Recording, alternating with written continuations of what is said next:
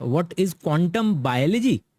दोस्त, quantum biology के लिए जो रेफरेंसेस हैं तुम्हारे लिए वो पढ़ लो तुम। जिम अल खलीली करके राइटर हैं और उनका रॉयल इंस्टीट्यूशन का लेक्चर देख लो, जिसके अंदर में उन्होंने रॉबिन विलियम रॉबिन विलियम बहुत बेहतरीन वो है, क्या नाम है, स्टैंड अप कॉमेडियन और एक्टर है, सॉरी। सो रॉबिन बर्ड की बात कर रहा हूँ मैं, कि रॉबिन बर्ड जो होती है उसकी किस तरीके से जो रॉबिन बर्ड है वो हजारों किलोमीटर जो है वो ट्रैवल कर लेती है, और अर्थ का जो मैग्नेटिक लाइंस हैं उसको सेंस कर लेती है। उसकी बीक में क्रिस्टल्स होते हैं आयरन ऑक्साइड और आयरन के, जिसके अंदर में क्वांटम मैकेनिक्स के फिनोमेना कि भैया जो स्पिन है वो सेम डायरेक्शन में है कि ऑपोजिट डायरेक्शन में है, उसके बेसिस पर वो पर्टिकुलर कहाँ चली जाती है, वो चली जाती है पूरे के पूरे हजारों किलोमीटर दूर। दुनिया के सबसे ज़्यादा कुछ चुनिंदा एफिशिएंट प्रोसेसेस में से एक है फोटोसिंथेसिस के अंदर में किस तरीके से क्वांटम फिनोमेनाज लगते हैं। तो हम लोगों की जो आम जिंदगी है उस जिंदगी में किस तरीके से जो क्वांटम फिनोमेनाज हैं वो भी रोल प्ले करते हैं। तो जिम अल खलीली की इससे रिलेटेड बुक भी है, और इससे रिलेटेड जो रॉयल इंस्टीट्यूशन का जो लेक्चर है उसके अंदर में आपको इसकी सारी चीज़ें जो है मिल जाएंगी। डॉक्यूमेंट्रीज भी हैं जिम अल खलीली की, और गूगल टॉक्स होता है, मतलब गूगल का अलग से एक पर्टिकुलर यूट्यूब चैनल है गूगल टॉक्स, जिसके अंदर में वो दुनिया के सबसे बेहतरीन थिंकर्स राइटर्स को बुलाते हैं। उसके अंदर में एक स्पेसिफिक टॉक है जिसके अंदर में फोटोसिंथेसिस में किस तरीके से क्वांटम बायोलॉजी के फिनोमेनाज लगते हैं, मतलब क्वांटम मैकेनिक्स के फिनोमेना लगते हैं, जिसकी वजह से बायोलॉजी एग्जिस्टेंस में आ पा रही है।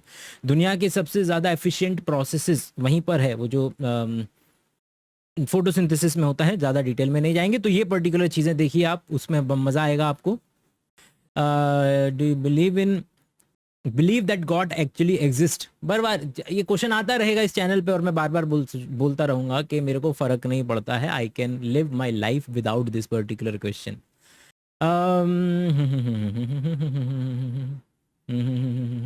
250 में बायोशाला के अंदर में कोर्स है बुकशाला, उसके जो है कोर्सेज जो है वो फ्री है 250 रुपये में जो है वो। और बेसिक आइडिया कोई कोर्स प्रोवाइड करने का नहीं है, बेसिक आइडिया ये है कि किस तरीके से तुमको वो मिल जाएगा, एक साइंस की लंबी बातें मिल जाएंगी, बकैती मिल जाएगी मेरी, लेकिन उसके बदले में मुझे 250 रुपये मिलेंगे, जिसकी वजह से जो है बूंद बूंद से सागर बढ़ेगा।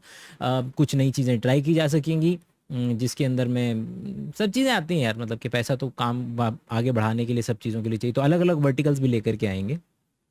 Is there scope in biotechnology? क्या कहें, अगर तुम अच्छा करोगे तो है, अगर तुम बेकार करोगे तो नहीं है, बस it is as simple as that. क्या सोया चंक्स में बेस्ट प्रोटीन होता है? यार मतलब कि इसके ऊपर लड़ाई चलती रहती है, एक वीडियो बनाएंगे इसके ऊपर में, वो कर लेंगे, ठीक है। ऐप iOS पे जल्दी आ जाएगी दोस्त। Bro how to grow hairs like you? मेरे बाल उड़ रहे हैं, इसलिए लंबा करके पीछे से चुटिया बांध लेने से जो उड़े हुए बाल हैं वो नज़र नहीं आते हैं। It is as simple as that. तुम देखोगे अगले 1 साल के अंदर में अपन जो है पूरा शेव कर लेंगे और जो है दाढ़ी बढ़ा लेंगे, तो नया लुक हो जाएगा, ठीक है। तो ये और इनसे बाहर निकलेंगे। नो आइडिया, मतलब कि शुड केवल वही सवालों का जवाब देंगे जिन जो जवाब देने लायक हैं। Do you believe in the law of attraction? नहीं, बिल्कुल भी नहीं। Which is the oldest language of the world? वो जो डिसाइफर भी नहीं हुई है। और क्या कहेंगे, क्योंकि इंसान इतना ज़्यादा इंसान सेंट्रिक है, इतना ज़्यादा एंथ्रोपोजेनिक है कि उसको ये नज़र ही नहीं आता है कि इंसान से पहले भी जो जानवर रहे हैं वो भी आपस में कम्युनिकेशन करते ही थे, तो उसके कम्युनिकेशन को हम नहीं मानेंगे। या फिर जो हड़प्पा के अंदर में, या फिर जो जो जो जो जो लैंग्वेजेस हमने डिसाइफर भी नहीं की हैं, जो हमें पता भी नहीं चल पा रहा। अभी अभी हमने हाल फिलहाल में एक लैंग्वेज है जो कि पता हम आम आदमी डिसाइफर नहीं कर पा रहा था, वो जो है एआई की मदद से डिसाइफर की गई है। Thoughts on Buddhism? I don't subscribe to any philosophy. Statement अगर कोई व्यक्ति बोलता है, क्योंकि जब तक तुम किसी, क्या कर रहे हैं लोग, अलग अलग आइडिया को, अलग अलग लोगों को उस डब्बे में बंद करके रख रहे हैं और बोलते हैं कि तुम्हारे पास कौन सा डब्बा है, तुम पे हिंदुइज्म का डब्बा है कि तुम पे बुद्धिज्म का डब्बा है कि तुम पे इस्लाम का डब्बा है। मेरे को फर्क नहीं पड़ता ये डब्बा कौन सा है। डब्बा खोलो, उसके अंदर में कोई पर्टिकुलर स्टेटमेंट मिलेगा, कोई एक रीजनिंग मिलेगी, कोई वो बात अगर तुम बोलोगे तो उस बात पे डिस्कशन किया जा सकता है। उसके अगर डब्बा डब्बा खेलना है तो उसका मतलब है कि तुम ट्राइब खेल रहे हो, कि मैं इस पर्टिकुलर ट्राइब से बिलोंग करता हूँ, तुम कौन सी ट्राइब से बिलोंग करते हो, अच्छा अच्छा हम एक ही ट्राइब से बिलोंग करते हैं, अरे हम तो भाई भाई हो गए। तो वो that idea I do not subscribe. You are brilliant, thank you दोस्त। क्या खाना खाने के बाद पानी पीना चाहिए या नहीं? आप पानी पी सकते हैं बिल्कुल, अति हर चीज़ की बुरी होती है। इसके ऊपर एक डिटेल्ड वीडियो या रील, डिटेल्ड तो नहीं है बट रील एग्जिस्ट करती है, आप उसको जाकर के देखें। उसमें बायोमोलिकुलर और फिजियोलॉजिकल बेसिकली मैकेनिज्म बताया हुआ है मैंने कि किस तरीके से पानी पीने से नुकसान उतना नहीं होगा जितना कि अफवाहें जो हैं उड़ाई जाती हैं। Recommend some philosophically book. Philosophically book, philosophy पढ़नी है आपने तो भैया बेसिक से सोफीज वर्ल्ड से शुरुआत करें, या फिर जो पुराने बंदे हैं उनका सामान उठा लीजिए। देखिए फिलोसफी पे मेरी भी उतनी कमांड है नहीं, लेकिन जो जो मैंने जिनको जिनको जिन चीज़ों को मैं छू करके निकला हूँ वो चीज़ें जो है मैं बता देता हूँ। सोक्रेटिस का ड्रीम वगैरह, या फिर और फिलॉसफी के अंदर में भी कितने सारे हैं। और मैंने बताया था कि अगले 5 साल दिए हैं मैंने अपने आप को, कि जिसमें मैं भारतीय दर्शन और हो सकेगा तो उसके अंदर में जाहिर सी बात है वेस्टर्न फिलॉसफी और बाकी फिलॉसफीज़ भी देखी जाएंगी, ईस्टर्न फिलॉसफीज़ भी देखी जाएंगी, जिसके अंदर में शंकराचार्य, सांख्य, योग, जितने भी आते हैं वो उसको मैं डिस्कशन करूँगा। तो 5 साल बाद बिल्कुल डिस्कस करेंगे। Suggest some books on procrastination. कोई बुक नहीं है इसके ऊपर बताने के लिए। जब आपको ये बात समझ में आ जाएगी कि आप जो भी कर रहे हैं वो इसलिए कर रहे हैं क्योंकि आप करना चाहते हैं। एक कॉन्सेप्ट होता है इंस्टेंटेनियस स्पीड और एवरेज स्पीड का, है ना। तो अगर तुम ध्यान दो तो तुम्हें क्या दिखेगा कि दोस्त कि किसी भी मोमेंट में, किसी भी अगर मैं देखूँ एक माइक्रो सेकंड या एक सेकंड जब चल रहा है उस मोमेंट में आप वही कर रहे हैं जो आप करना चाहते हैं। वो बात अलग है कि आप जब वो काम कर लेते हैं फिर आप बस ये बोलते हैं कि यार वो कर लेता तो अच्छा होता, ठीक है वो अलग चीज़ है। लेकिन उस मोमेंट में जब आप मान लीजिए कि आपके दोस्त ने बाहर से आवाज़ लगाई यार ये खेलने चल रहे हैं, तो आपने क्या किया, आप उस सेकंड में डिसाइड किए कि अब मैं उठ के जाऊंगा, तो आपने निकले, चप्पल पहनी, घर घर के बाहर गए, आपने वो डिसीजन लिया। अब आप वो खेल के आने के बाद रोएं कि भाई मैं तो जो है वो खेलने चला गया, मुझे तो पढ़ना था, तो वो तो फिर वही है ना कि आप उस मोमेंट में वो जो काम करना चाहते थे आप वही कर रहे थे, ये अंडरस्टैंडिंग।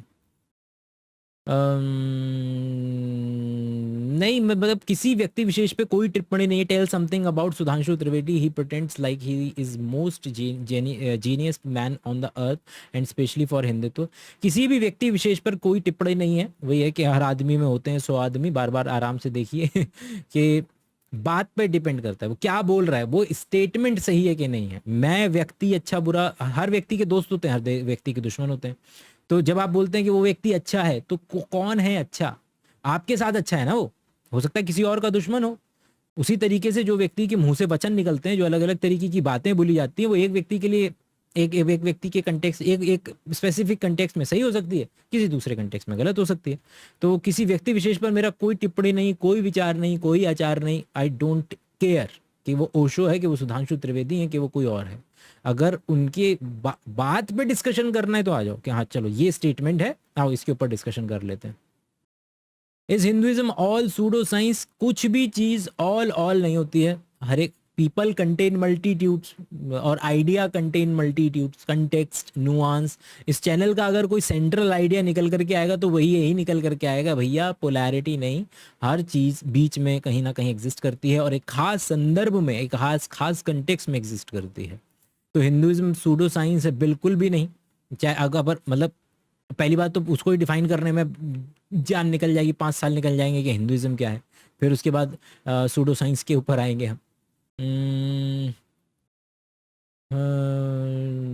ठीक है। What happens to light of the stars when it leaves earth? Will it goes to infinity और इट्स इंटेंसिटी डिक्रीजेस? नहीं।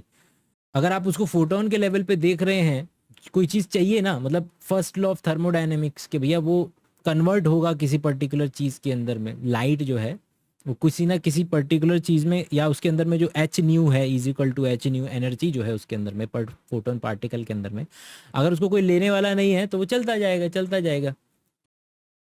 तो थ्योरेटिकल लेवल पे तो नहीं। हाय सर, एक डाउट था दिमाग में कि हमारा जो हार्ट होता है वो कॉन्टिन्यूअस बीट कैसे करता है, मतलब वो कौन सी एनर्जी है जो यूज़ कांस्टेंट चला रही है, जैसे गाड़ी में हम पेट्रोल डालते हैं वो उसका फ्यूल कम है। दोस्त, इसका आंसर है क्यों, वो एनर्जी है सूरज। ज़रा ध्यान देना, कोशिश करना, ज़्यादातर मतलब मेजर मेजर नहीं, ज़्यादातर है ना, हर चीज़ के बहुत सारे आयाम हो सकते हैं। एक सूरज जब चमका तो सूरज के चमकने पर वो जो एनर्जी थी वो आज से लाखों साल पहले क्या हुआ कि कुछ जो पेड़ थे उन्होंने उस पर्टिकुलर एनर्जी का इस्तेमाल किया। एटमॉस्फेयर में जो CO2 घूम रही थी उसको पकड़ा और पकड़ करके एक दूसरे के साथ बॉन्ड बना करके रख दिया और एक मॉलिक्यूल बनाया, जिस मॉलिक्यूल को हमने सेल ग्लूकोज कहा। उसकी लंबी कतारें बना दी, उसको हमने सेल्यूलोज कहा। एक भूकंप आया, भूकंप आने पर वो सारे के सारे पेड़, वो सारे के सारे जानवर, क्योंकि जो जानवर था उसने भी तो पेड़ ही खाया था, तो उसके अंदर में एनर्जी कहाँ से आई, वहां से आई। वो सारे के सारे ज़मीन के अंदर में दब गए और एक खास कंडीशन क्रिएट हुई जिसकी वजह से कोयला बना और जिसकी वजह से पेट्रोल बना। लाखों साल बीते और लाखों साल बीतने के बाद इंसान ने इस तरीके की टेक्नोलॉजी ईजाद की कि किस तरीके से कि गाड़ी के अंदर में पेट्रोल डालने पर वो चलती है आगे। तो जब आप उस पर्टिकुलर पेट्रोल को जला रहे हैं तो वो जब जल रहा है पेट्रोल, तो उसके जलने पर वही एनर्जी निकल रही है जो आज से मिलियन ईयर पहले सन जब चमका था उससे जो एनर्जी निकली थी वो। तो उसका जवाब भी यही है कि आपके अंदर में वो जो दिल को ऐसे लिटरली ये वाली जो ताकत आ रही है वो कहाँ से कर रहा है, वो पंपिंग जो कर रहा है वो हो रही है किसकी वजह से, मसल्स के कॉन्ट्रैक्शन और रिलैक्सेशन की वजह से। मसल कॉन्ट्रैक्ट और रिलैक्स क्यों हो रहा है, क्योंकि उसके अंदर में पूरी की पूरी साइकिल चलती है एक्टिन मायोसिन की और ATP का इस्तेमाल किया जाता है। वो ATP कहाँ बनता है, वो आपके माइटोकॉन्ड्रिया में बनता है। मतलब बेसिकली आपको मतलब कि आप इस्तेमाल कर सकते हैं माइटोकॉन्ड्रिया के अंदर में। अल्टीमेटली आपने ये जो पूरा का पूरा ATP बनना और ATP बिगड़ने का जो खेल है वो दो पर्टिकुलर चीज़ों से चलता है, क्लोरोप्लास्ट मतलब और आपका माइटोकॉन्ड्रिया, एक बनाओ बिगाड़ो बनाओ बिगाड़ो। और पेड़ को कहाँ से मिल रही है, सूरज से। तो अल्टीमेटली मेजर पोर्शन जो आपका दिल धड़क रहा है उसकी जो एनर्जी आ रही है वो आ रही है सूर्य के चमकने से। I hope this helps.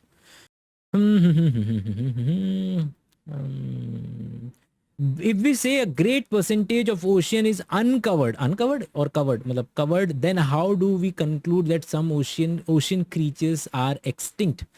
जितने भी भाई हमारे पास प्रूफ हैं डायरेक्टली और इनडायरेक्टली, और वो इस तरीके से मिल जाते हैं आपको। ऐसा नहीं है कि रैंडमली हवा में बैठ करके बात कर दी गई है। अब इसके अंदर में जो आपको मैं खतरनाक एक कहानी सुनाता हूँ प्यारी सी, और ये वक्त है जब यूनिवर्सिटी ऑफ एडिनबरा के अंदर में दो पर्टिकुलर लोगों ने MBBS की थी।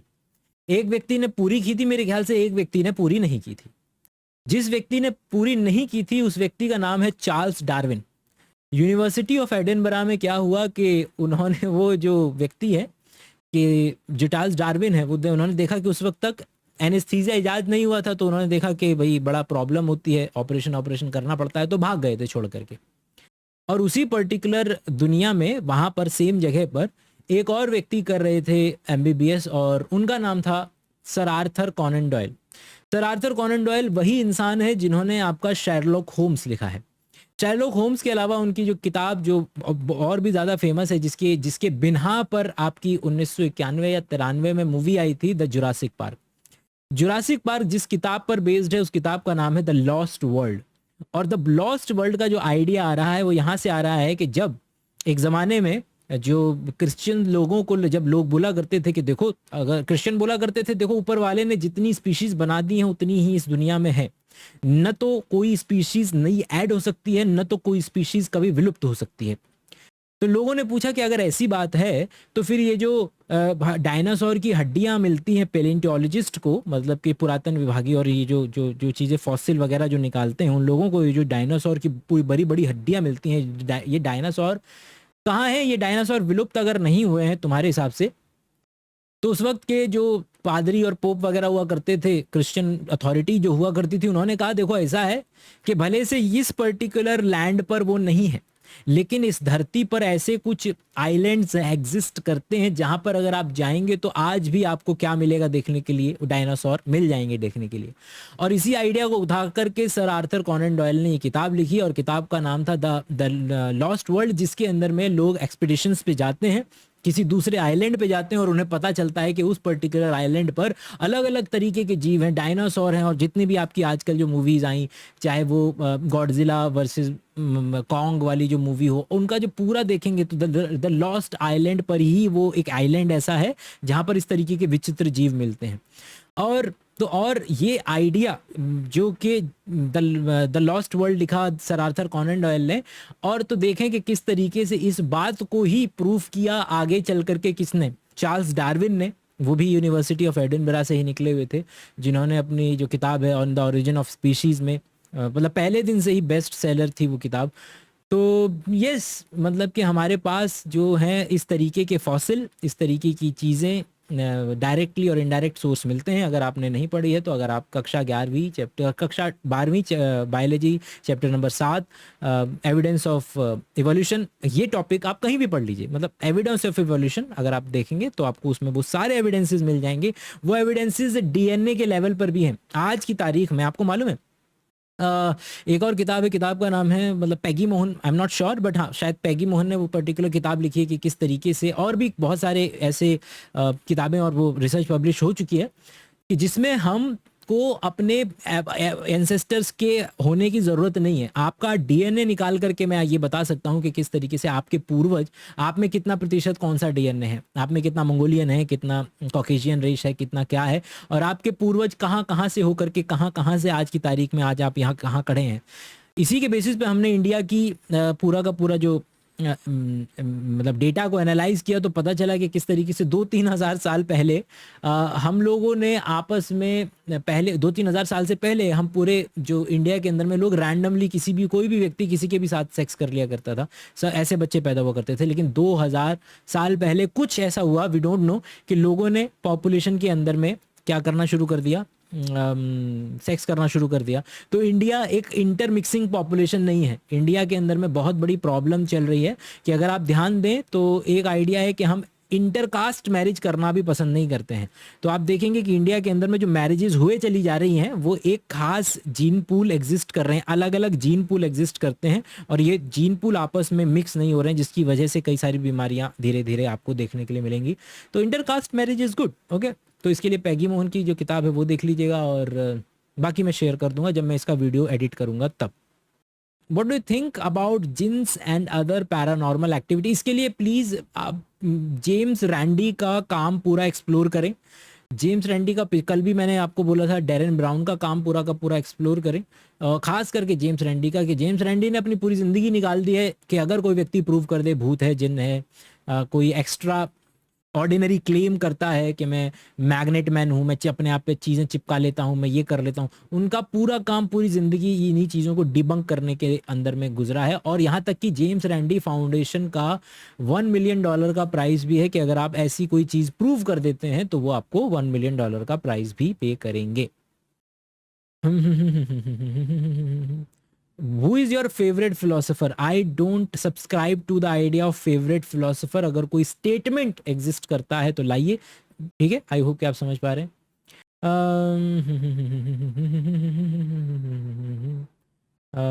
डू यू बिलीव इन वात पित्त कफ? अगर आप ध्यान दें तो ये जो फिलॉसफी है, ये स्टीवन हार्वी का अगर काम पढ़ेंगे आप तो आपको पता चलेगा कि वेस्ट के अंदर में भी ये सेम ही है। वेस्ट के अंदर में जिस तरीके से आपका कफ होता है, मतलब स्पुटम, उसी तरीके से वहां पे फेम होता है। जिस तरीके से आपका ब्लड, रक्त होता है इधर आयुर्वेदा के अंदर में, उनका ब्लड होता है। जिस तरीके से आप आयुर्वेदा में पित्त होता है, उस तरीके से उनका बाइल होता है। उन लोगों ने बाइल को भी 2 पर्टिकुलर पार्ट में कन्वर्ट कर दिया है, ब्लैक बाइल और येलो बाइल के अंदर में, और वायु वाला उनके पास कुछ होता नहीं है। तो यस, तो इसको बोलते हैं ह्यूमर का फिलॉसफी। बड़ा अजीब, बहुत ही अजीब बात है कि 11वीं और 12वीं में आपको एनसीईआरटी में पढ़ाया जाता है कि किस तरीके से विलियम हार्वी ने इस बात को डिस्प्रूव किया। ये जो ह्यूमर की फिलॉसफी बोलते हैं इसको, मतलब तरल पदार्थ को ह्यूमर बोलते हैं, तो इसको बोलते हैं कि ह्यूमर फिलॉसफी है आपका एक तरीके से। कि किस तरीके से कि आपके शरीर के अंदर में जब ये चीज़ें ऊपर नीचे होती हैं तो दुनिया की सारी बीमारियां इन्हीं की वजह से होती हैं, कि या तो आपके शरीर के अंदर में कफ ज़्यादा कम है, या तो आपके शरीर में पित्त ज़्यादा कम है, या तो आपके शरीर में वायु ज़्यादा कम है, या तो आपके शरीर के अंदर में रक्त ज़्यादा कम है। रक्त ज़्यादा कम या गंदा होने की वजह से आप निकाल देते हैं, जोंक से निकलवाते हैं, बाहर निकलवाते हैं, जिसको आप रक्त शमन शब्द का इस्तेमाल कहते हैं, कुछ कहते हैं, मतलब है ना, बाहर वाले उसको ब्लड लेटिंग बोलते हैं। देखिए जो एक ज़माने में वहाँ का मॉडर्न साइंस थी और जो छोड़ करके लोग आगे बढ़ गए, वो अभी तक हम कॉमन प्रैक्टिस जो है वो हमारे इंडिया में चल रही है धड़ल्ले से आयुर्वेदा के नाम पे। तो ब्लड लेटिंग वो इस तरीके से कर देते हैं।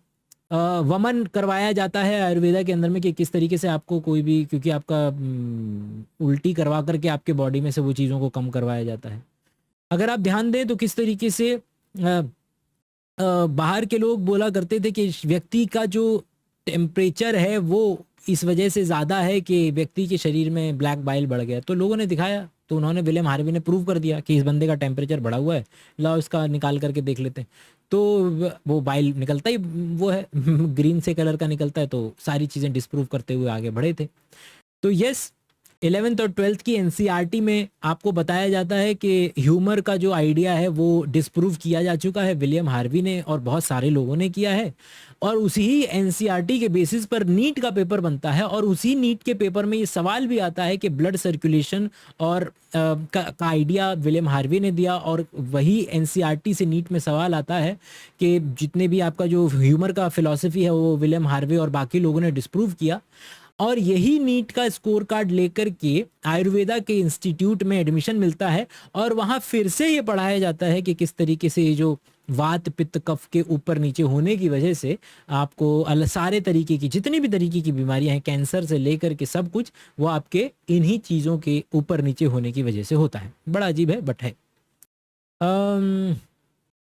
सम फिलोसफिकल और बुक्स और सम ऑन एथिज्म। एथिज्म के लिए तो दोस्त तुम आंख बंद करके जो भी है सैम हैरिस का काम पूरा का पूरा उठा करके उनके पॉडकास्ट चाट जाओ, उनके बुक्स चाट जाओ, उनकी तो एप्लीकेशन भी है, वो बंदा मेडिटेशन पे एप्लीकेशन बना करके बैठा है।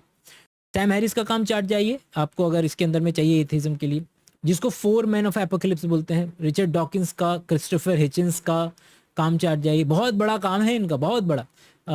इसके अलावा अगर आप वैसी दुनिया में जाना चाहते हैं, डैन डेनेट, मतलब पूरा नाम डेलियन डेनेट है, उनका काम खा जाइए माइंड पे और इन सब चीज़ों के ऊपर में। उसके अंदर में आना चाहते हैं आपके मीडिया के अंदर में, अगर आप ये चीज़ें सीखना चाहते हैं तो आपके नाम भूल रहा हूँ मैं, कि आफ्टर लाइफ करके एक पर्टिकुलर प्रोग्राम है, नेटफ्लिक्स का है शायद, तो वो ज़रूर देख लीजिएगा। इसके अलावा द मैन हु इन्वेंटेड लाई ऐसे करके एक मूवी है, वो भी आप देख सकते हैं। तो जिस व्यक्ति, नाम कैसे भूल रहा हूँ मैं इसका, इस व्यक्ति का काम पूरा का पूरा स्टैंड अप कॉमेडी में जॉन लेनन, अरे यार क्या नाम था, नाम भूल रहा हूँ मैं, डाल दूंगा, मतलब इसके, मतलब जो एडिट करके जो वीडियो आएगा ना यूट्यूब पे, उसके अंदर में मैं डाल दूंगा। तो ये जो अभी नाम याद आते जा रहे हैं वो मैं आपको बताता जा रहा हूँ। ठीक है ठीक है ठीक है ठीक है ठीक है ठीक है। द जॉय ऑफ साइंस, हाँ ये भी जिम अल खलीली ने लिखी है। Okay, low TDS water is really harmful, video में डिस्कशन करना ज़्यादा बेटर रहेगा इस पर्टिकुलर पर। थॉट ऑन मैनिफेस्टेशन, नहीं I don't think. On Osho and Dhruv, किसी भी व्यक्ति विशेष पर मेरी कोई टिप्पणी नहीं, मेरा कोई आइडिया नहीं। वो इवोल्यूशनरी ऐसे क्यों ग्रो करते हैं, कोई फ़ायदा होता है क्या? प्लांट्स तो अर्थ के मैग्नेटिक सेंटर की तरफ ग्रो करते हैं, इवोल्यूशनरी ऐसे, हाँ बहुत फ़ायदा है भाई। अगर आपने पेड़ को टेढ़ा कर दिया, अगर आप पहाड़ पे पेड़ देखें तो पहाड़ ऐसा है ना, उसके ऊपर पेड़ ग्रो करेगा तो ऐसे ग्रो करेगा ना, जो कि सही नहीं है। पहाड़ पर भी पहाड़ का एंगल कितना भी हो, पेड़ हमेशा उस पे अर्थ के मैग्नेटिक फील्ड के अकॉर्डिंग ही जो है वो ग्रो करेगा। आपका गमला है, गमला ऐसे है, गमला गिर गया, अब गमला अगर गिर गया या पेड़ है, पेड़ अगर ऐसे गिर गया तो क्या उसकी रूट ऐसे चलती रहे? नहीं ना, लॉजिक क्या कहता है कि यूं करके नीचे चली जाए। तो उसको बिल्कुल फायदा है इवोल्यूशन के लेवल पर कि अगर धरती की तरफ वो जाता है तो। Are there combination of food that we should not take together? Yes, ऐसे फूड कॉम्बिनेशन एग्जिस्ट करते हैं, लेकिन आपको दो अंतर समझना पड़ेगा कि वो कितना अंतर है। वो अंतर इतना है क्या कि वो आपको सब्सटेंशियल नुकसान कर रहा है? कहीं आप ऐसा तो नहीं है कि भाई मतलब क्या घर से गाड़ी निकालने पर एक्सीडेंट हो सकता है? हाँ, संभावना है। लेकिन क्या एक्सीडेंट हो सकता है कि संभावना से आप घर के अंदर में बैठे रहेंगे, कभी बाहर नहीं जाएंगे? जाएंगे ना, रिस्क लेंगे ना उस पर। क्योंकि आप जब वो खाना खाएंगे तो केवल और केवल वही, क्योंकि जो जो चीज़ें इंटरेक्ट कर रही हैं वो मॉलिक्यूल के लेवल पे कर रही हैं। अब उसके अंदर में भले से जो ऑक्जिलेट है वो आपको किसी भी डाईवेलेंट आयन के साथ भले से चिपक करके रह सकता है, लेकिन केवल और केवल दो चीज़ें थोड़ी हैं, दो मॉलिक्यूल थोड़ी हैं। आपने जो खाया है उसके अंदर में प्रोटीन, कार्बोहाइड्रेट, फैट, ये ठिकाना सब चीज़ें हैं। और आप क्या क्या ये लॉजिकल बात है कि केवल और केवल उसमें जो दो चीज़ें थी उनके अंदर में आपको बस जो माल मिल रहा था 100%, वो 100 की बजाय 90% मिल जाएगा? इतना ही तो अंतर आएगा।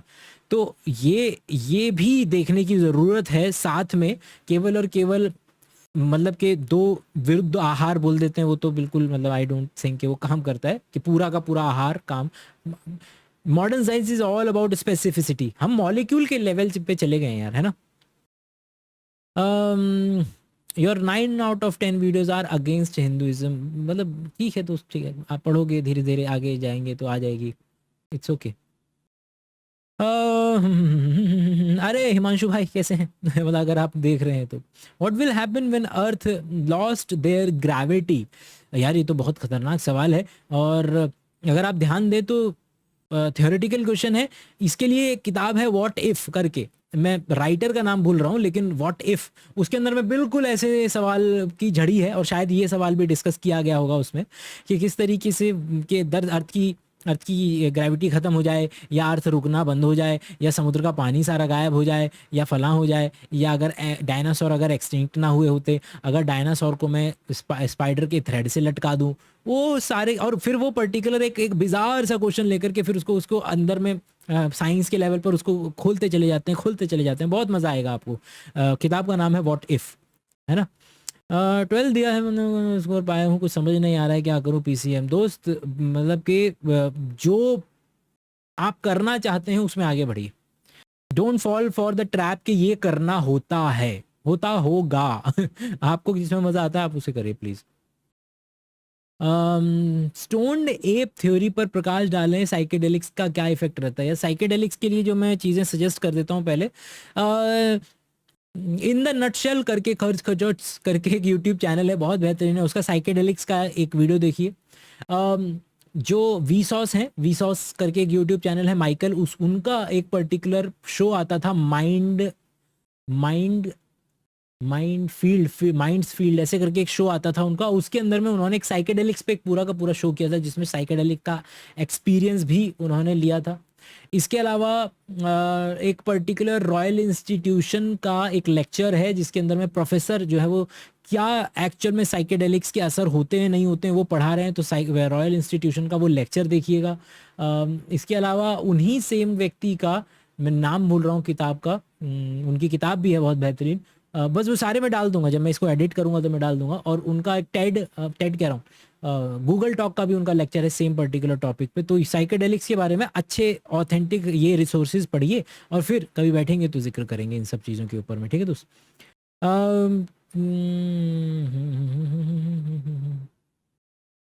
क्या इंडिया में रिलीजियस नदी को गंदा किया जा रहा है? मैं पहले भी बोल चुका हूँ कि उन देशों की हालत देख लीजिए जिन देशों में औरत को केवल औरत समझा जाता है और नदी को नदी समझा जाता है। और हमारे देश की हालत देख लीजिए जिसमें और बाकी देश में गाय को गाय समझा जाता है। हमारे देश में तीनों चीज़ों को माँ समझा जाता है, और तीनों की हालत देख लीजिए। एक एक औरत की हालत देख लीजिए, एक गाय की हालत देख लीजिए, और एक नदी की हालत देख लीजिए।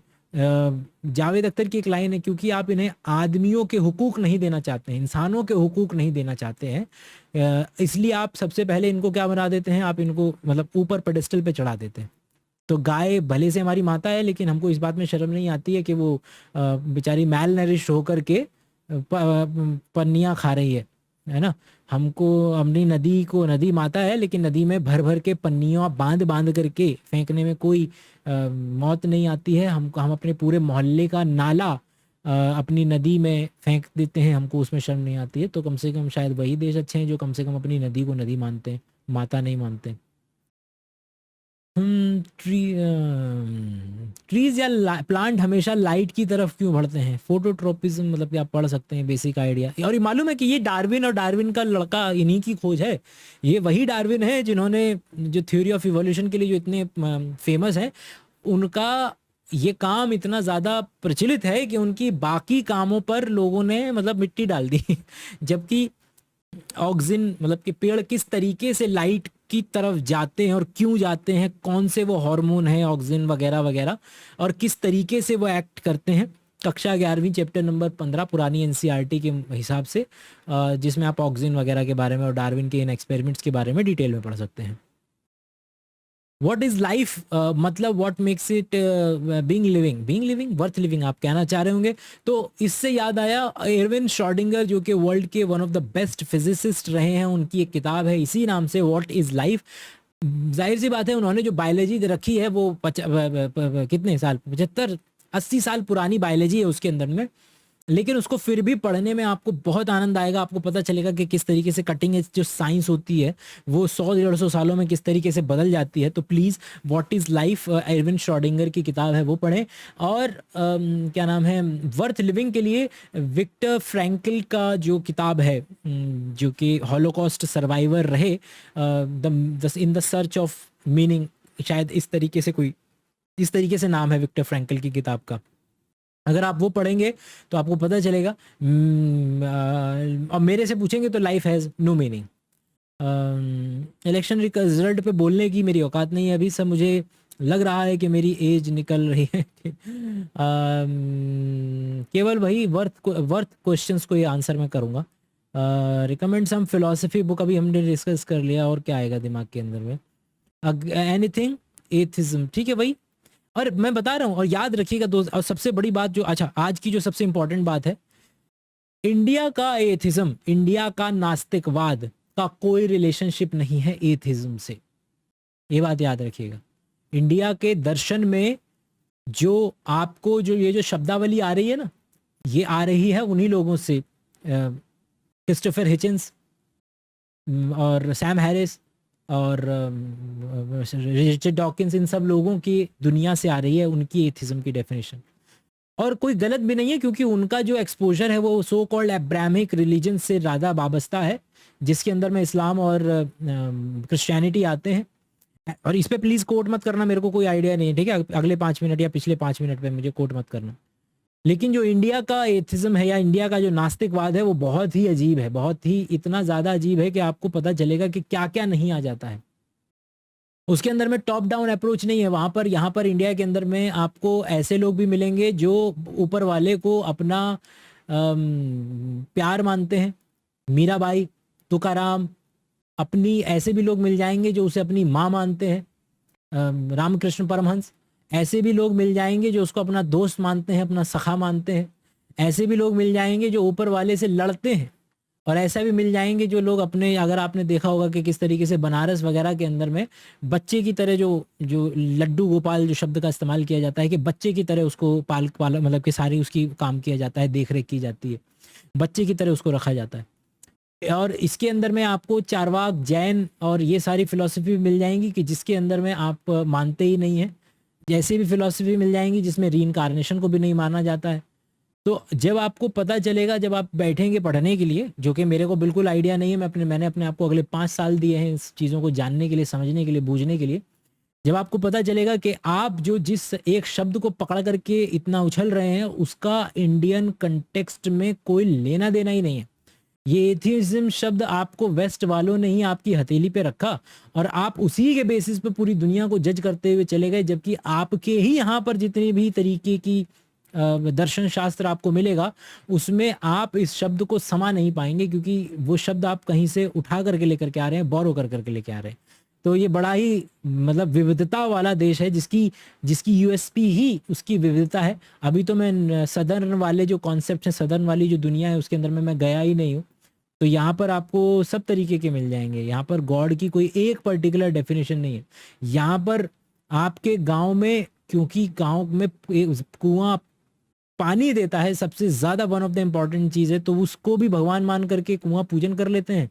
हर एक जो गांव होता है उसका भी ग्राम देवता भी होता है, और कोई एक वो नहीं है कि एक ही चीज़ है या एक ही, और ऐसे भी मिल जाएंगे आपको जो कि एक ही है ओमकार। अब बुल्ले शाह जैसे लोग भी मिल जाएंगे जो कि उसकी उससे लड़ते हैं, और उसकी उसकी कबीर जैसे लोग भी मिल जाएंगे, बुल्ले शाह जैसे लोग भी मिल जाएंगे, पाश जैसे लोग भी मिल जाएंगे जो उसकी एग्जिस्टेंस को इतने बुरे तरीके से नकारते हैं कि सामने वाले पर तनकीद कसते रह जाते हैं।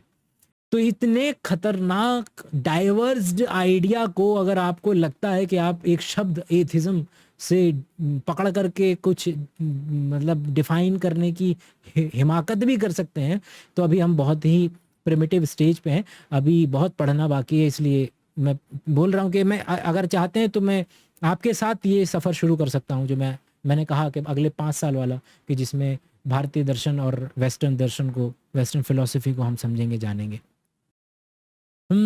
ओके, नेक्स्ट पे चलते हैं। Do you believe in एनहाइलिज्म?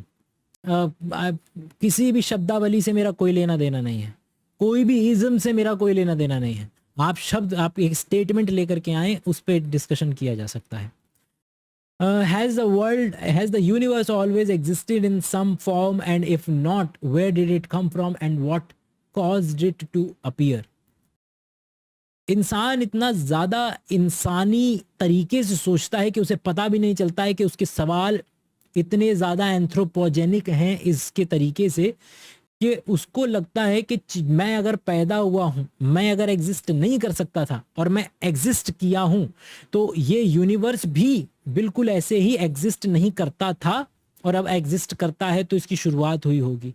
और इसके ही ऑपोजिट में एक आइडिया क्रिएट करता है कि अगर एक ऐसी चीज हो सकती है कि जो चीज नहीं थी और एग्जिस्टेंस में आई, तो क्या ऐसी भी चीज हो सकती है जो कि हमेशा रहती हो? लेकिन ये दोनों ही सवाल इतने ज्यादा एंथ्रोपोजेनिक हैं अपने एग्जिस्टेंस के अंदर में, ये केवल ये बताता है कि हम अपने जहन से, अपने सोचने और समझने के तरीके से थोड़ा अलग तरीके से सोच भी नहीं सकते। और यही वजह है कि क्यों लोगों को जो क्वांटम मैकेनिक्स के जो प्रिंसिपल हैं या जो थ्योरीज हैं उनको समझने में इतनी प्रॉब्लम होती है, क्योंकि हमारा दिमाग बना ही नहीं है उतने माइक्रो और फेम्टो के लेवल पर चीज़ों को समझने के लिए। तो ये सवाल यूनिवर्स के बारे में तो क्या ही बताएगा, हमारे बारे में बहुत ज़्यादा बताता है। और तो और ये समझिए कि ये सवाल की आपके ज़िंदगी में क्या औचित्य है, मतलब मैं क्या मिलेगा आपको इस पर्टिकुलर सवाल का जवाब ढूंढ करके। Not that I am saying कि मत सुनना, एक तो अक्सर लोगों ये बड़ी प्रॉब्लम है कि मैं जो बोल रहा हूँ उसके, वो जो मैंने बोला है उसके जरिए लोग, अच्छा तुम ऐसा बोलना चाह रहे हो, नहीं नहीं मैं ऐसा वैसा कुछ नहीं बोलना चाह रहा हूँ, मैं केवल इतना बोल रहा हूँ कि ये क्या मतलब सेटिस्फाई करेगा आपकी मतलब क्यूरियोसिटी केवल और केवल। Okay, can you come to my school? Okay. Sir, please explain something about, दोस्त मैंने बताया है कि किसकी बात कर रहे हैं आप। आपके ऑब्जर्वेशन से क्या लगता है कि क्या कोई नई हैबिट सच में बना सकते हैं क्या? प्रोक्रेस्टिनेशन के बारे में कोई थॉट? इसके लिए जिद्दू कृष्णमूर्ति के आइडियाज को अगर आप देखेंगे तो वो आपको ये बताने की कोशिश करेंगे कि किस तरीके से द मोमेंट आप प्रॉब्लम को आइडेंटिफाई करते हैं उसी माइक्रो सेकंड के अंदर में आपने सॉल्यूशन को भी इजाद कर लिया। द मोमेंट आपने कहा कि मेरी प्रॉब्लम प्रोक्रेस्टिनेशन है, तो द मोमेंट आपको पता चला कि प्रॉब्लम प्रोक्रेस्टिनेशन है, इंसानी दिमाग इस तरीके से अजीब है कि उसके साथ ही उसको उसका आंसर भी मिल गया कि अगर इस पे काम कर लिया तो ठीक है, खत्म हो गई प्रॉब्लम। तो उसी तरीके से अगर आप ये देखें कि आपके ऑब्जर्वेशन में क्या लगता है कि कोई नई हैबिट सच में बनाई जा सकती है क्या, तो जैसे ही आपने ये सवाल पूछा, तो अगर नहीं बनाई जा सकती तो सवाल ही खत्म, और अगर बनाई जा सकती है तो फिर ठीक है, चेंज कर लो। I remember you talking about, अच्छा ये वाली प्रोटोकॉल फॉर रेबीज, इसका अभी भी मेरे को प्रोनाउंसिएशन नहीं आता है। Do you feel is the reason it failed because biologically that seems like the most effective way of treatment? Not sure. बस इतना ही बोल सकता हूँ फिलहाल। Vampire are exist, vampire are exist, vampire are vampire. What about Osho? किसी व्यक्ति विशेष से कोई लेना देना नहीं, उनका कोई स्टेटमेंट बताएंगे तो भी डिस्कस हो सकता है। सर राइसर का एक्सपीरियंस कैसा था? मुझे fundamental of science and research में इंटरेस्ट है, अपना ओपिनियन दीजिए। अगर आप इंतहाई लेवल पर प्रेशर, बिना किसी इमीडिएट रिवॉर्ड के, बगैर पैसे के, केवल और केवल, और ऐसे प्रेशराइज्ड एनवायरनमेंट में जहाँ पर आपको हो सकता है कि आप ऐसी जगह जाके फंस जाएं जो आपको काम नहीं भी करना था वो आप कर रहे होंगे, और ऐसी जगह पर आप काम कर सकते हैं वर्स्ट सिचुएशन में, तो आप बहुत अच्छा कर सकते हैं इस पर्टिकुलर फील्ड में। वरना याद रखिएगा, अच्छा हर फील्ड में एग्जिस्ट करता है, बुरा भी हर फील्ड में एग्जिस्ट करता है। तो और काम से ज़्यादा मैं इंडिया के अंदर में ख़ास करके गाइड पर ध्यान दीजिएगा। काम से, ये बड़ा विवादास्पद स्टेटमेंट दे रहा हूँ, बहुत कंट्रोवर्शियल स्टेटमेंट है कि काम से ज़्यादा गाइड पर ध्यान दीजिएगा, कि गाइड को चुनिएगा, काम को मत चुनिएगा। क्योंकि आपको गाइड बढ़िया मिल गया तो आप अपने काम को कैसे भी डाइवर्ट कर लेंगे, लेकिन अगर गाइड अच्छा नहीं मिला तो फिर आपका काम कितना भी आपको पसंद हो, आपका रिसर्च पे से विश्वास उड़ जाएगा। Is it true that we see light of stars after many light years? Yes, बिल्कुल। यहाँ तक कि आप शीशे में भी जो देख रहे हैं वो पास्ट ही देख रहे हैं, क्योंकि फोटोन को ट्यूबलाइट से चल करके शीशे आपसे टकराई, फिर शीशे से टकराई, फिर आपके आंखों में गई, रेटिना पे लगी, वहाँ से पूरा का पूरा उसको एनालाइज किया गया, चलते चलते आपके विजुअल कॉर्टेक्स पे पहुंची और आपने उसको एनालाइज किया और समझा। ये काम करने में भले से माइक्रो सेकेंड लगा हो, लेकिन आप लाइव नहीं देख सकते किसी भी चीज़ को। आप अपने आप को शीशे में भी लाइव नहीं देख सकते। अगर आप अपने आप को शीशे में लाइव नहीं देख सकते तो सूरज को 8 मिनट लेट देखते हैं, और जो चीज़ें मिलियन लाइट ईयर दूर है, इसका मतलब है लिटरली वो तारे की रोशनी तब चली थी जब धरती पर ह्यूमन या होमोसेपियंस एग्जिस्ट ही नहीं करते थे, और वो तब इस धरती पर पहुंची है जब होमोसेपियंस खत्म। ऐसे ऑर्गेनिज्म तक हैं जो 200-300 साल पुराने हैं, पेड़ हजारों साल पुराने हैं। सोच के देखिए, आज से 1000 साल पुराना वृक्ष, पेड़ आज भी इस धरती पर जिंदा है। एक पैंडो ट्री करके है, अगर आप देखें तो पैंडो ट्री के नाम से खोजिएगा कि किस तरीके से वो जो ट्री है वो दुनिया का सबसे लार्जेस्ट ऑर्गेनिज्म क्रिएट माना जा सकता है, क्योंकि एक पूरा का पूरा पहाड़ पे जितने ट्री हैं वो कुछ और नहीं है, जैसे घास जमीन के अंदर में घुसती है और थोड़ा आगे से बाहर निकल जाती है, जिसको रनर बोलते हैं, और वो कुछ और नहीं है, जो घास दिखती है वो एक ही ऑर्गेनिज्म है जो कि बस धरती के अंदर में घुसा और निकल गया। वैसे ही पूरा का पूरा पेड़ एक ही ऑर्गेनिज्म है, वो पैंडो ट्री के नाम से है, हजारों हजारों साल पुराने एग्जिस्ट करते। Can fast food cause cancer? Fast food inherent property नहीं है फास्ट फूड की, उसके अंदर में ऐसी चीज़ें होती हैं। जैसे आपने क्या खाया कि मान लीजिए कि आप वो खा रहे हैं, पनीर टिक्का खा रहे हैं, तो पनीर टिक्का जब आप रोस्ट करवाते हैं तो उसके ऊपर जो चार्ड होता है, वो जो बर्न्ट कार्बन है, उसके अंदर में कुछ ऐसे मॉलिक्यूल हो सकते हैं जो कि आपको कंपैरेटिवली जो आप बहुत ज़्यादा इंजेस्ट कर लें तो संभावना बढ़ सकती है। रोटी के ऊपर वो जो रोटी जल करके काली हो जाती है, उस पर्टिकुलर हिस्से में वो पर्टिकुलर इस तरीके के मॉलिक्यूल्स मौजूद होते हैं जो आपको कैंसर करा सकते हैं। इसके लिए ICAR की जो WHO की ब्रांच है उसकी आप पूरी लिस्ट देखें, जिसके अंदर में उन्होंने कैटेगरी बनाई हुई है 1, 2A, 2B, 3, 4 के 1 जो कैटेगरी है उसके ह्यूमंस में प्रमाण देखे गए हैं कैंसर कॉज कराने के, जिसके अंदर में आपका अल्कोहल वगैरह आता है। दूसरे नंबर पर जिसमें ह्यूमंस में प्रमाण नहीं देखे गए हैं लेकिन बाकी जानवरों में अच्छे प्रमाण देखे गए हैं, 2B कैटेगरी, जिसे इस तरीके से अलग अलग कैटेगरी बना रखी है डिपेंडिंग अपॉन कि हमने उसके प्रमाण कितने देखे हैं और किस में देखे हैं। नहीं, माय ओपिनियन ब्रो, एक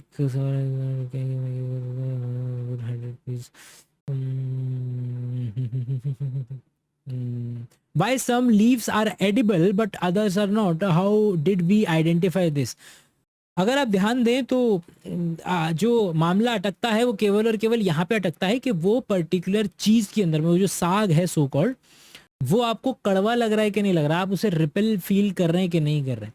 और जो किसी भी चीज़ का कड़वा लगना है वो इतिहास में एक इसलिए इवॉल्व हुआ था ताकि आप ये पर्टिकुलर पता लगा सकें कि क्या चीज़ मेरे लिए टॉक्सिक है और क्या चीज़ मेरे लिए टॉक्सिक नहीं है। ये इसकी कई सारी फिलॉसफीज में से एक बेसिक फिलॉसफी है। और ऐसी ऐसी चीज़ें एग्जिस्ट करती हैं, ऐसे पत्ते एग्जिस्ट करते हैं, ऐसे फूल एग्जिस्ट करते हैं जो आप खा सकते हैं। उसके अंदर में से कितना न्यूट्रिशन आप निकाल लेंगे, क्योंकि जो पत्ते हैं, जो पेड़ है, उसके अंदर में से न्यूट्रिशन निकालना उतना आसान नहीं होता है, क्योंकि उसकी सेल वॉल होती है और सेल वॉल को हम उतना अच्छे से डाइजेस्ट नहीं कर पाते हैं जितना अच्छे से जो गाय है वो डाइजेस्ट कर रही थी। और गाय भी डाइजेस्ट नहीं कर पाती है। असल में गाय के पेट में कुछ ऐसे बैक्टीरिया होते हैं मिथेनोजन टाइप के, जो कि उस पर्टिकुलर चीज़ को डाइजेस्ट कर सकते हैं और उससे बहुत ज़्यादा मात्रा में जो है वो न्यूट्रिशंस निकाल सकते हैं। तो यस कि कुछ पेड़ जिन पर ये इवोल्यूशन का प्रेशर पड़ा कि वो अपने आप को बचाना चाहते थे और हम हर्बीवोर से बचाना चाहते थे, तो उन्होंने इस तरीके के कंपाउंड, सेकेंडरी कंपाउंड्स बनाने शुरू किए ताकि बाकी ऑर्गेनिजम्स उनको न खाएं। और आप जितने भी मसाले जानते हैं उनका बेसिक पर्पस यही था कि ताकि बाकी और दूसरे ऑर्गेनिज्म उनको न खाएं। और वो देखिए क्या नाम है, आयरनी देखिए कि हम मसालों को इसीलिए ग्रो करवाते हैं ताकि थोड़े थोड़े अमाउंट में उसको खाने में डालेंगे तो मज़ा आएगा। इसके लिए आप वही इंडिया की सबसे बेस्ट सेलर क्रिश अशोक की मसाला लैब जो है वो पढ़ सकते हैं, वो बहुत बेहतरीन किताब रहेगी, उसको देखिएगा।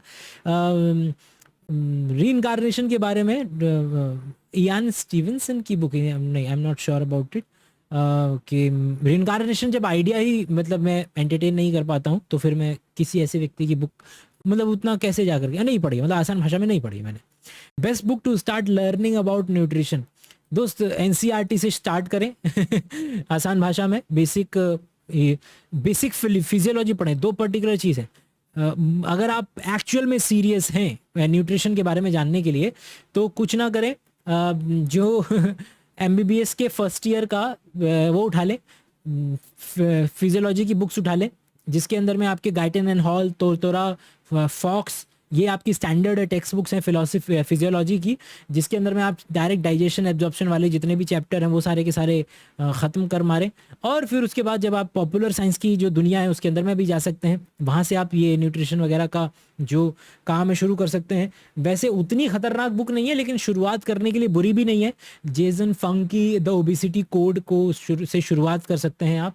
और इसके लिए सबसे आसान तरीका है कि मेक श्योर कि जब भी आप किसी न्यूट्रिशनिस्ट की किताब उठाएं तो देख लें कि क्या ये किसी बेहतरीन वर्ल्ड रिनाउंड यूनिवर्सिटी में ये बंदा प्रोफेसर है क्या, उसकी किताब पढ़ सकते हैं आप, तो वो ज़्यादा बेहतर रहेगा रादर देन कि किसी भी रैंडम एरे गहरे नथु गहरे की आप किताब उठाएं और उसको पढ़ने लग जाएं।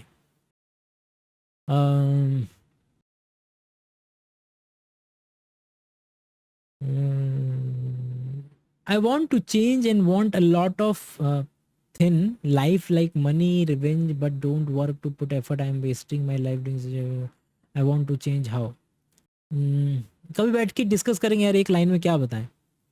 Is height completely genetic? कोई भी चीज़ कंप्लीटली जेनेटिक नहीं है, जेनेटिक्स प्लस एनवायरनमेंट, बस इतना है।